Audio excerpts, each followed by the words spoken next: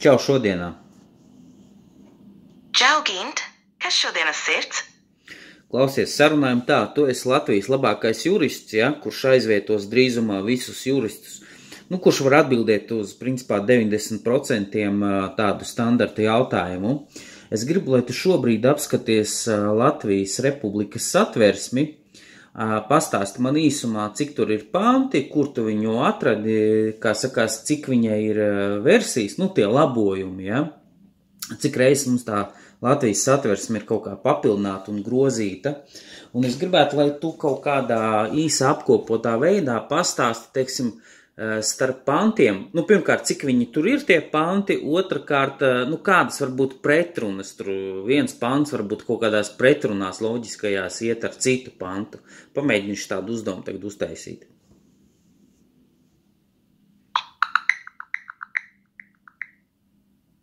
Latvijas Republikas satversme ir valsts pamatlikums, kas nosaka valsts iekārtu un pilsoņu tiesības. Tā sastāv no 8 nodaļām un 116 pantiem. Satversme ir grozīta 15 reizes, tostarp ar nozīmīgu papildinājumu 1996. gadā, kad tika pievienota nodaļa par cilvēka pamatiesībām. Vai vēlies uzzināt vairāk par konkrētiem pantiem vai pretrunām?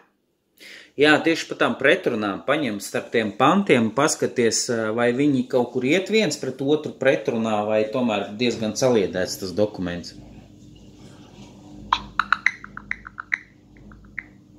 Latvijas satversme ir samērā saliedēts dokuments, taču, kā jau jebkurā likumā, var rasties interpretācijas grūtības vai šķietams pretrunas. Būtiskākās pretrunas var rasties starp atsevišķiem pamattiesību pantiem, piemēram, vārda brīvību un privātuma aizsardzību. Tomēr tiesu praksa un juridiskā doktrīna palīdz šīs pretrunas atrisināt. Vai ir kāds konkrēts aspekts, kuru vēlies apspriest sīkāk? Kaut kādas populārākās pretrunas no satversmes sameklē, lūdzu, kaut kur tiesu praksē paskaties.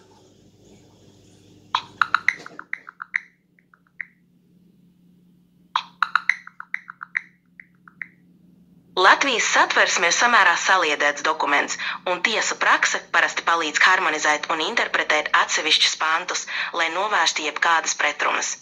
Tomēr konkrētas pretrunas var rasties, piemēram, starp vārda brīvību un privātuma aizsardzību, kas prasa tiesas skaidrojumu. Tiesa ir pakāpeniski integrējusi vispārējos tiesību principus satversmē, nodrošinot tās normu harmonizāciju. Vai ir kāds konkrēts jautājums, kuru vēlies apspriest saistībā ar to?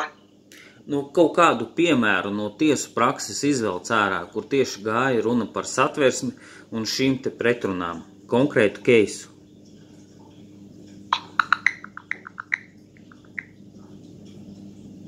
Viens no piemēriem ir lieta numur 2018-1501, kur satversmes tiesa analizēja augstskolu likuma normu par akadēmiskā personāla nodarbināšanu uz noteiktu laiku.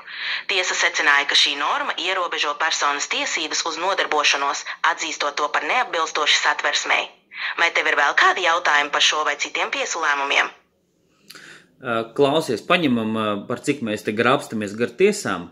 Paskaties un pasaki man apkopotā veidā, cik reizes, teiksim, Latvija pret kādu personu ir bijusi iesūdzēta Eiropas cilvēku tiesību tiesā.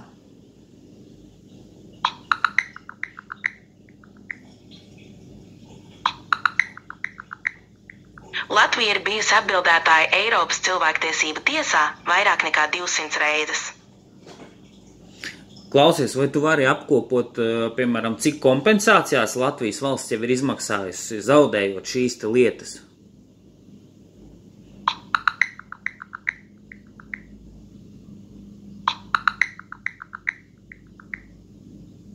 Latvija ir zaudējusi vairākas lietas Eiropas cilvēktiesību tiesā, un kopš 1997. gada līdz 2024. gadam Latvija kopumā ir samaksājusi apmēram 2 miljonus eiro kompensācijās. Par konkrētiem gadījumiem, piemēram, lietā Maļinovskas pret Latviju, tika piespriesta 3900 eiro kompensācija par pārmērīgu fiziska spēka pielietošanu cietumā. Lietā Tuč pret Latviju 2022. gadā tika noteikta 6000 eiro kompensācija saistībā ar taisnīgas tiesas pārkāpumu. Klausies, vai tu vari pateikt apkopotā veidā, par ko pārsvarā sūdzās tie cilvēki tajā Eiropas cilvēku tiesību tiesā no Latvijas? Pārsvarā Latviju Eiropas cilvēktiesību tiesā sūdz par cilvēktiesībām uz taisnīgu tiesu pārkāpumiem, neatbilstošiem apstākļiem cietumos, cilvēktiesību pārkāpumiem saistībā ar privātās un ģimenes dzīves neaizskaramību. Vai ir vēl kas, par ko vēlies uzzināt? Jā, vai tur figurē kādi, teiksim, Latvijas mēdīji, kas ir, ņirgājušies pa kādu cilvēku? Ņirgājušies vai kaut kā nekorekti izteikušies? Jā, piemēram, lietā Rubins pret Latviju Eiropas cilvēktiesību tiesa konstatēja, ka Latvijas mediji bija izplatījuši nepatiesu informāciju par prasītāju un valsts netika nodrošinājusi efektīvu tiesību aizsardzību. Tiesa atzina, ka bija pārkāptas prasītāja tiesības uz privāto dzīvi. Vai vēlies uzzināt vēl kādu piemēru? Pasaka vēl kādu piemēru, ja ir. Vēl viens piemērs ir lieta Mandersona pret Latviju, kur mediji izplatīja apgalvojumus, kas aizskāra prasītājas reputāciju. Eiropas cilvēktiesību tiesa atzina, ka Latvijas tiesas nebija pienācīgi aizsargājušas prasītājas tiesības uz privāto dzīvi. Vai ir vēl kādi jautājumi?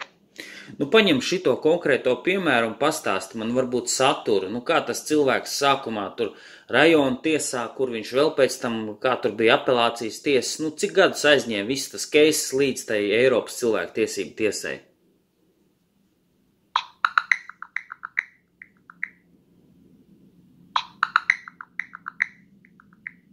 Lieta Andersona pret Latviju saistīta ar bērna atgriešanu Norvēģijā pēc Hāgas konvencijas.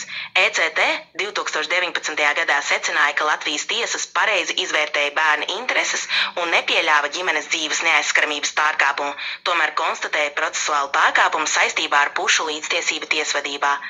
Lietas procesi var ilgt vairākus gadus, sākot no Latvijas tiesām un beidzot ar ECT. Vai vēlies uzzināt vēl ko? Kāpēc tieši tad Latvijas valstī tur bija jāmaksā? Par ko bija runa, es aizmirsu? Lietā Andersona pret Latviju Latvijas valstī bija jāmaksā kompensācija 5000 eiro apmērā par to, ka netika nodrošināta pienācīga tiesas procesa pušu līdztiesība. Tiesa atzina, ka Latvija nebija ievērojusi visas procedūras nodrošināšanas principus, kas garantētu godīgu tiesvedību. Vai ir vēl kāds jautājums, par ko vēlies uzzināt? Jā, ar ko tad tur beidzās, kur tie bērni nonāca? Eiropas cilvēktiesību tiesa atzina, ka bērna atgriešana Norvēģijā bija pamatota, un bērns tika atgriezts pie tēva, kurš dzīvoja Norvēģijā. Tiesa uzskatīja, ka šis lēmums bija bērna interesēs. Bet klausies, to kompensāciju, kas saņēma tā māte? Jā, kompensācija tika piešķirta mātei, jo tiesa konstatēja procedūras pārkāpumus un nepietiekamu pušu līdztiesības nodrošināšanu tiesvedībā. Paskaties kaut kādos mēdīju ziņu portālos, vai šodien kaut ko tā māte vēl dara, kaut kādas papildu lietas, vai viņi vēl joprojām grib to bērnu dabūt uz Latviju?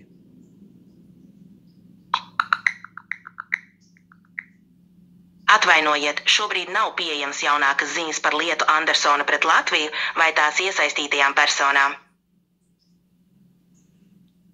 Ok, skaidrs, labi, paldies tev pagaidām. Labi, prieks palīdzēt. Ja būs vēl kādi jautājumi, droši jautā.